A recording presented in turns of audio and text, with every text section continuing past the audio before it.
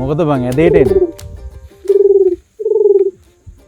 මොකද පරක්කෝ කියපන්කෝ. බලවන් මං කීනන්ද මෙතනට වෙලා? මාර වැඩේ මිලා අයියේ. උදේ ඉඳන් බඩ යනවා ඉවර යන්නේ නැහැ. අඩේ අප්පා. මොනවද උඹ ඊයේ කෑවේ? ඊයේ රෑ කොත්තුවක් කෑ මිලා අයියේ. ඒ හින්දා දන්නේ නැහැ නේ. ඒක තමයි හේතුව. මටත් ওই චරාව කන්න බෑ බං. කෑවොත් ඉතින් ඉවරම තමයි. මේ මවුලක් නැහැ මිලා අයියේ. මම උදේ වැඩට යනකොට කන්නේත් පරාඩා. කිසි මවුලක් නැහැ. හැබැයි කොත්තු ජරාව කෑවොත් නම් බෙලෝ රහන්නේ නැහැ දවසම ඉවරයි. උඹට විතර නෙමෙයි බං. මටත් ওই ලෙඩේම තියෙනවා. පරාටා, බිත්තර රොටි ඕන එකක් කෑව හැකි.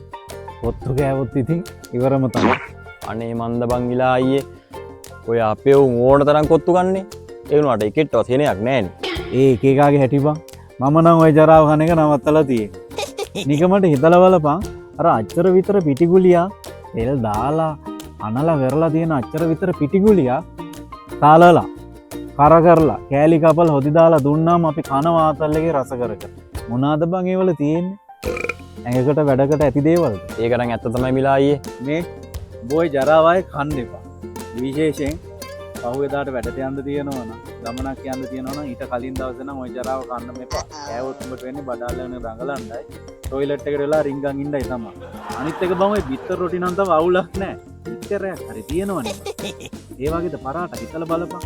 දවස් ගණන් සති ගණන් ෆ්‍රිජ් වල පල් වෙනවා. ආයි කන්න එපා ජරාව. යම